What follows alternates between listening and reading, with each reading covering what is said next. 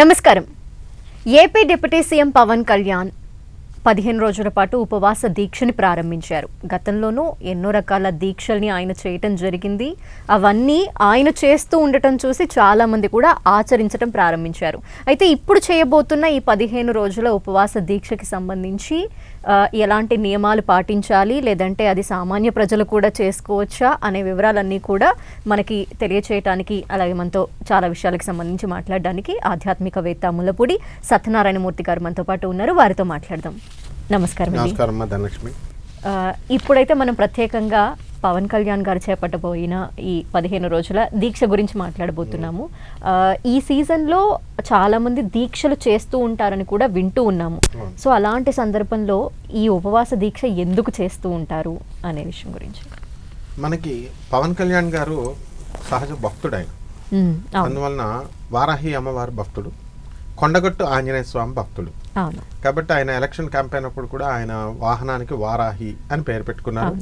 And ఆ election campaigning అంతా కూడా వారాహి అనుగ్రహంతోనే ఆయన గెలిచారు అని భక్తులు తీవ్రంగా నమ్మారు. అందువల్లనే కాశీలో దండిని దేవత అయినటువంటి ఈ యొక్క వారాహి అమ్మవారు స్వయంభూ దేవాలయంలో కాశీ ఉంది. పవన్ కళ్యాణ్ గారు వారాహి మొదలుపెట్టిన తర్వాత అక్కడ ఫుల్ జనం అనమాట. ఇప్పుడు కంప్లీట్గా స్వయంభూ దేవాలయం ఫుల్ కిటకిటలాడుతోంది. నెక్స్ట్ ఇప్పుడు ఈ ఆషాఢ మాసంలో అందరూ కూడా దీక్షలు చేస్తారు. ఆషాఢ శుక్ల పాడ్యమి నుంచి నవమి వరకు వారాహి దీక్షలు చేస్తున్నారు పవన్ కళ్యాణ్ గారు. అందుకోసమని ఆ భాగంలో ఒక భాగంగా ఈయన ఉపవాస దీక్షలు చేస్తున్నారు. తమిళనాడులో ప్రతి సంవత్సరం కూడా మురుగన్ భక్తులంతా కలిసి ఆ మధురైలో ఈ ఉపవాస దీక్షలు మహానాడు అని ఒక కార్యక్రమం చేస్తారు. అక్కడికి సాధు సత్పురుషులందరినీ కూడా ప్రతి సంవత్సరం పిలుస్తారు.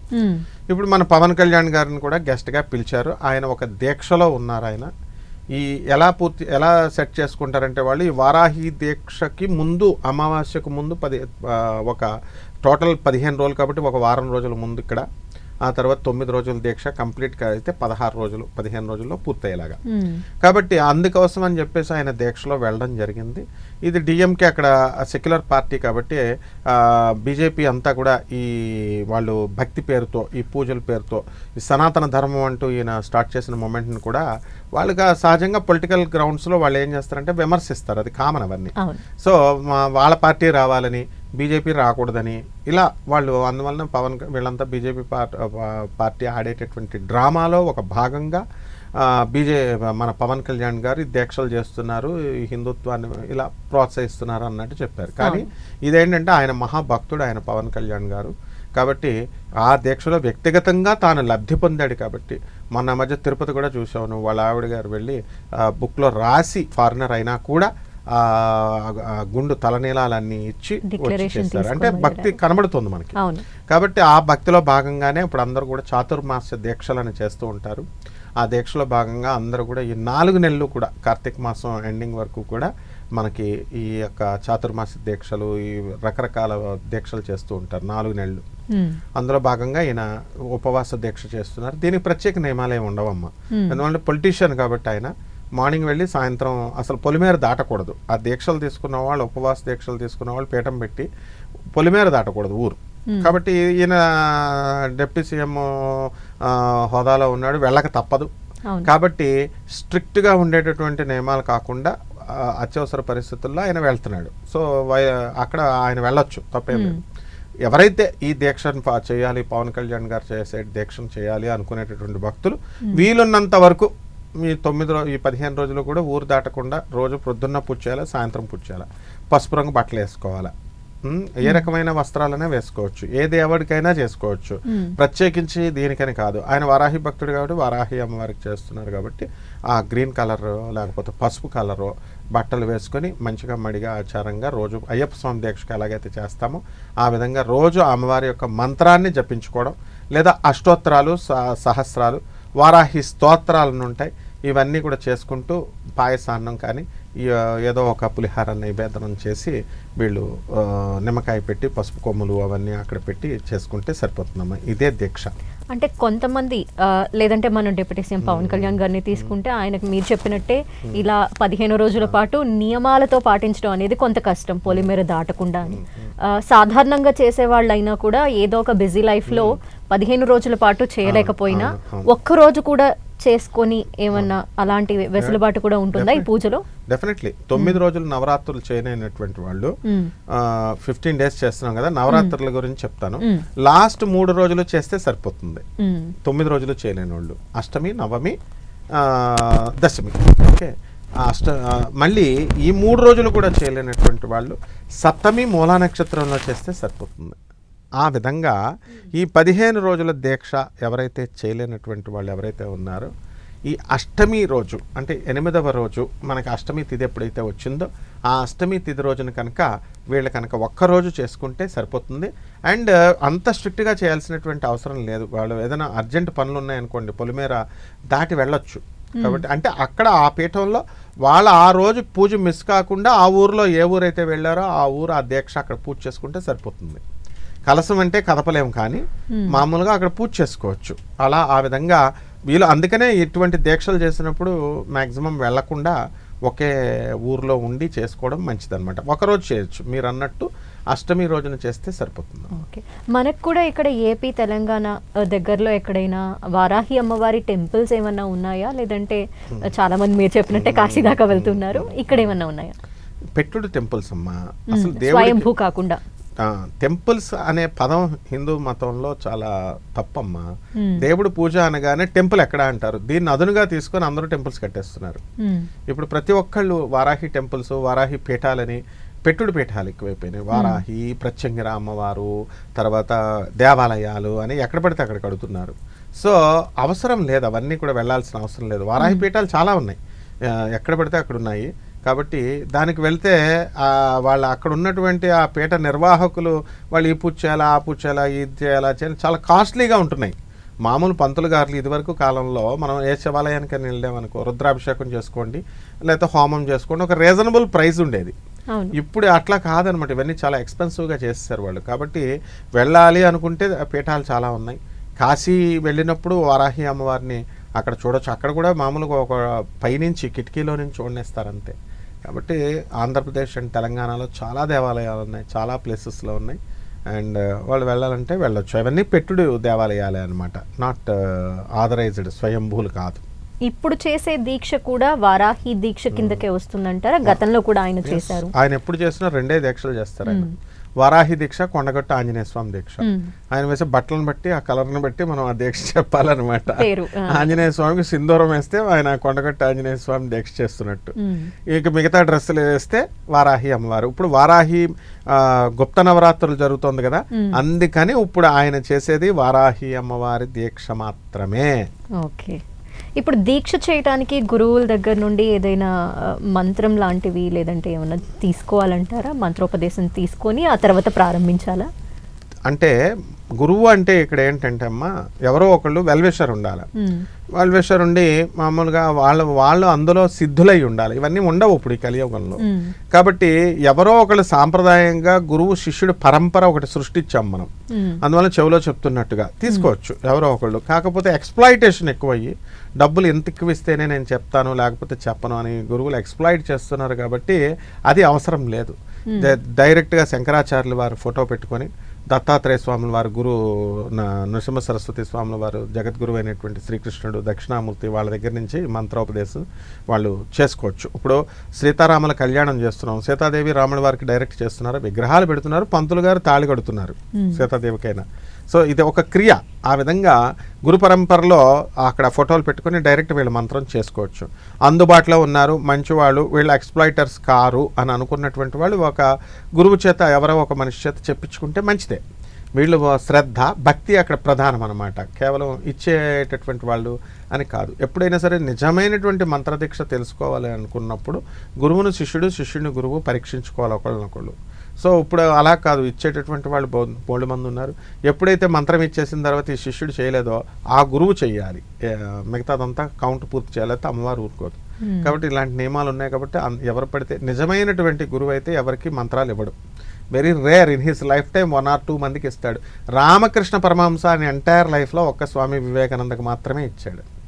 ఆ విధంగా ఉంటుంది. అలాగే తోతాపురి తన ఎంటైర్ లైఫ్లో కేవలం రామకృష్ణ పరమహంసకే ఇచ్చాడు. భైరవీ మాత తన టోటల్ ఎంటైర్ లైఫ్లో తాంత్రిక విద్యలన్నీ కూడా రామకృష్ణ పరమహంసకి మాత్రమే చెప్పారు. ఇలా ఊరికనే మంత్రాలు ఇచ్చేయడం, వీళ్ళు డబ్బులు ఇస్తే మేము ఇస్తామనడం, వీళ్ళు తీసుకోవడం, చేసేయడం, మధ్యలో వదిలేయడం, వీళ్ళు కూడా పనులు కాకపోతే ఇది అసలు ఆ పద్ధతే కాదు. కాబట్టి ఇటువంటి వాళ్ళు ఉన్నారు. కాబట్టి ఎవరైనా వాళ్ళ దగ్గరలో అందుబాటులో ఉన్న బ్రాహ్మణ దగ్గర కానీ గురువులు అని చెప్పుకునే వీళ్ళు నమ్మినటువంటి వాళ్ళ దగ్గర తీసుకోవచ్చు, తప్పేం లేదు. ఎవరు దొరకలేనప్పుడు మాత్రం నేను ఆల్టర్నేటివ్ చెప్తున్నాను.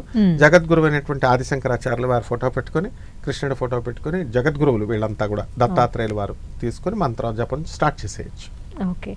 పవన్ కళ్యాణ్ గారు వారాహి యాత్ర చేపట్టి ఆ తర్వాత విజయాన్ని సాధించడం మనందరం చూసాం. దీంతో ఆయన ఫాలోవర్స్ కావచ్చు, చాలా మంది చూసిన వాళ్ళు కావచ్చు, ఇటువంటి దీక్షలు చేయటం వల్ల మనకు కూడా విజయం కానీ, మనం అనుకున్నది జరగడం కానీ ఏమైనా జరుగుతాయి అని ఒక ఆశతో ఉంటారు.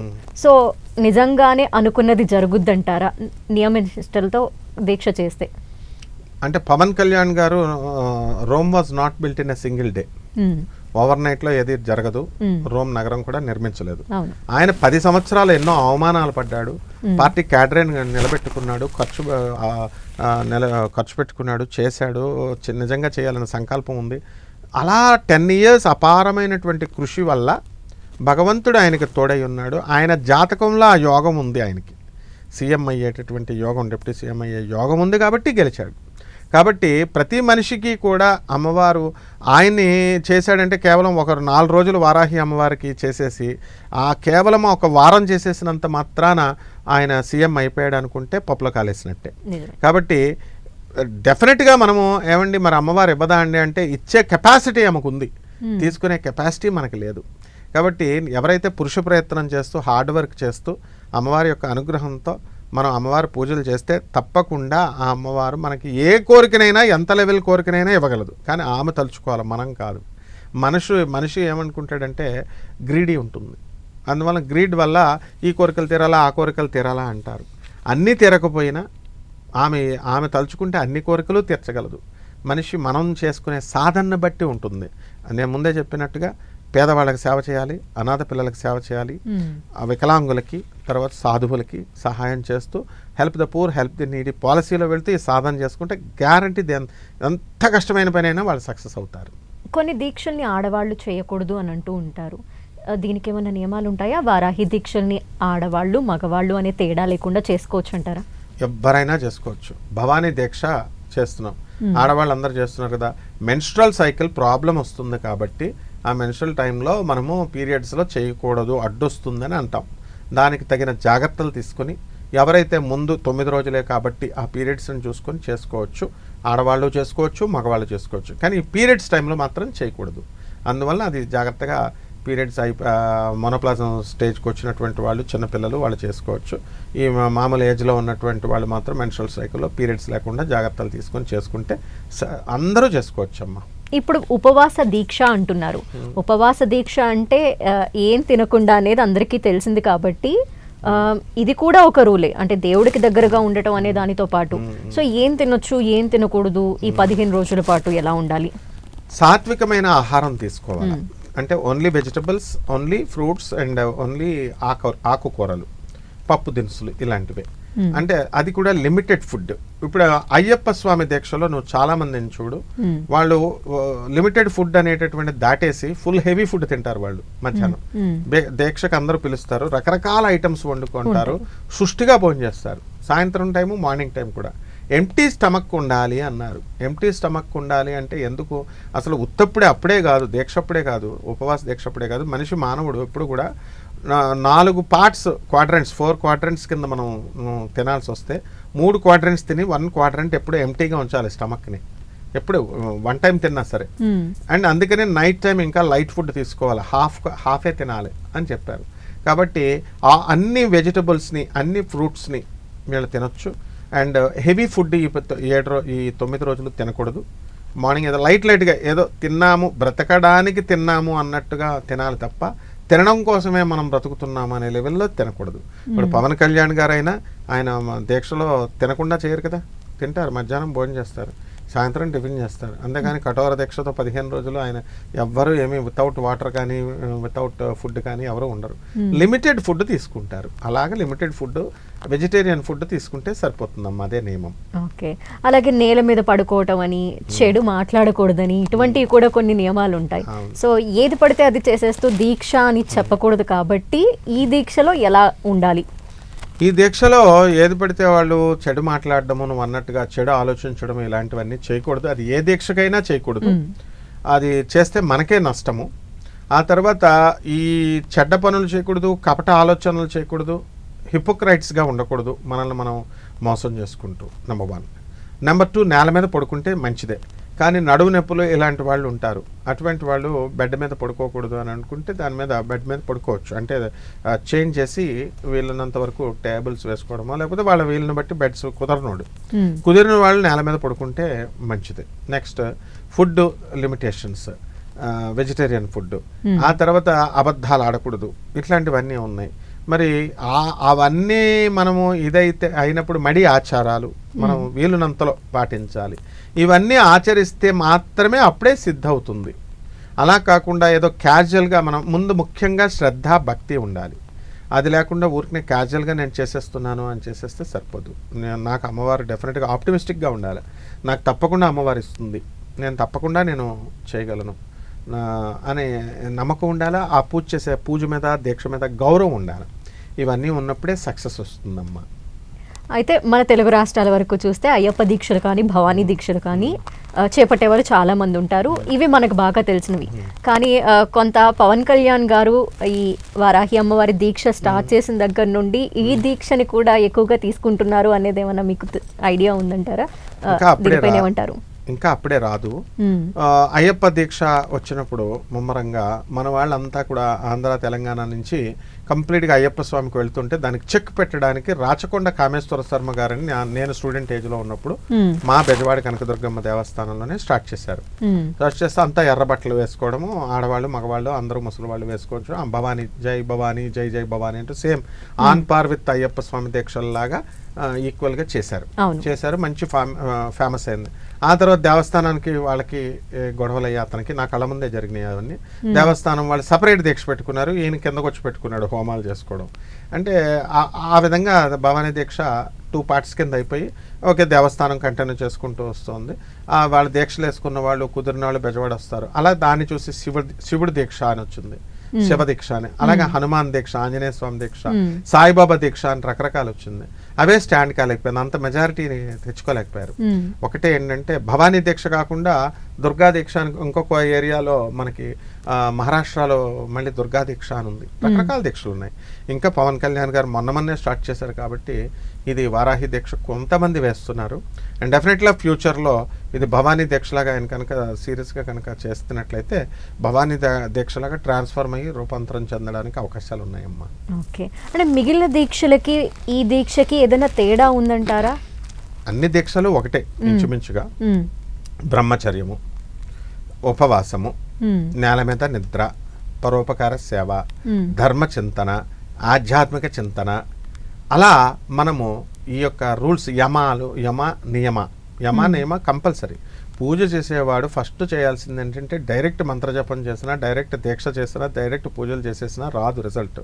ఫస్ట్ నియమాలు, ఆస్తేయాలు, ఇవన్నీ పాలసీస్ పాటించాలి. అది ఏమిటి అంటే 11 ప్రిన్సిపల్స్ అంటాం. నీట్నెస్, ఆ తర్వాత టాకింగ్ లెస్, మెయింటైనింగ్ సైలెన్స్గా ఉండడము, నిశ్శబ్దము, ఇవన్నీ కూడా రూల్స్లో భాగం. వెజిటేరియన్ ఫుడ్ తీసుకోవడము, ఉపవాసము, జాగరణ, ఇలా ఏవైతే నియమాలు ఉన్నాయో అవన్నీ ఆనంద్ మార్గ్ ఆశ్రమం క్లియర్గా, ప్రతి ఆశ్రమం కూడా క్లియర్గా కాండక్ట్ ఆఫ్ రూల్స్ అంటారు వాటిని. అంటే మంచినీళ్లు తాగేటప్పుడు కూడా నుంచొని తాగకూడదు. దీక్షలో ఒక నియమం, కూర్చొని తాగాల. ఎందుకంటే సైంటిఫిక్గా నుంచొని తాగితే హైడ్రోసెల్స్ రావడానికి అవకాశాలు ఉంటాయి, మన యొక్క వరి బీజాలు పాడవడానికి అవకాశాలు ఉంటాయి. సైంటిఫిక్ రీజన్స్ ఉన్నాయి. అలాగే ఈ దీక్షలో ఒక రోజున ఏకాదశి కనుక వచ్చినట్లయితే అందులో నిర్జల ఉపవాసం చేయాల్సినటువంటి అవసరం ఉంది. వితౌట్ వాటర్ ఉండాల్సినటువంటి రోజు ఉంటుంది ఆ రోజు. అలాగే స్నానం చేసేటప్పుడు కూడా ఈ దీక్షలో ఒక నియమం ఉంది, ఎవరికి తెలియదండి, అది సైంటిఫిక్గా తెలుసుకోవాలి. ఇప్పుడు ఒక చిమ్నీ ఉంది, ఆ చిమ్నీ మీద బాగా మండుతుంది, నీళ్లు పడింది అనుకోండి, ఎక్కడ పడితే అక్కడ క్రాక్ వచ్చేస్తుంది అది. ఎందుకంటే temperature of this chimney high, బాగా వేడయి ఉంది, వాటర్ టెంపరేచర్ తక్కువ ఉంది, ఇది రెండు వెళ్ళినప్పుడు ఈక్వల్ అవ్వలేదు ఇంకాను, అది ఎక్స్ట్రీమ్ హై, ఇది లో, కాబట్టి పగిలిపోతుంది. ఆ విధంగా మన బాడీలో ఒక టెంపరేచర్ ఉంటుంది, ఆ టెంపరేచర్ దగ్గర కంటే కూడా నాభి దగ్గర చాలా ఎక్కువగా ఉంటుంది మనకి డైజెషన్ పవర్, అదంతా అక్కడ జరుగుతుంది కాబట్టి, అగ్ని అక్కడ, మణిపూరక చక్రం అక్కడ ఉంది కాబట్టి. సో ఫస్ట్ స్నానం చేసినప్పుడు చాలామంది నెత్తి మీద వేసుకుంటారు, భుజాల మీద వేసుకుంటారు, అలా వేసుకోకూడదు. ఫస్ట్ బాడీ బొడ్డు మీద వేసుకోవాలి. వేసుకున్నప్పుడు ఆ టెంపరేచర్ని డౌన్ చేస్తుంది, మొత్తం టోటల్ బాడీ అంతా కూడా సేమ్ టెంపరేచర్ యూనిఫామ్ అయ్యేలాగా చేస్తుంది. సో అప్పుడు మిగతా స్నానం పూర్తి చేస్తాం. ఇది నియమాల్లో ఒక భాగం కూడా. సో ఎవరైతే వారాహి దీక్షలు చేయాలనుకుంటున్నారో నిజంగా అటువంటి వాళ్ళు ఈ నియమాలన్నీ కూడా కంపల్సరీ వాళ్ళు తెలుసుకోవాలి. తెలుసుకొని చేసుకుంటే ఎక్కువ రిజల్ట్స్ వస్తాయి. Okay, thank you so much గురువు గారు. అంటే ఇప్పుడు పవన్ కళ్యాణ్ గారు ఉపవాస దీక్ష అనగానే చాలా మంది ఫాలో అయ్యే వాళ్ళు ఉంటారు, అయితే దాని గురించి తెలుసుకొని చేయటం అనేది చాలా మంచిది. సో మీ ద్వారా ఈ ఉపవాస దీక్షల గురించి, వారాహి అమ్మవారి దీక్ష గురించి కూడా తెలుసుకునే ప్రయత్నం అయితే చేసాము. చాలా మంది తెలుసుకొని ఉంటారు. ధన్యవాదాలండి. ధన్యవాదాలు. ఇది ఇవాల్టి ప్రత్యేక కార్యక్రమం. చూస్తూనే ఉండండి 10 TV.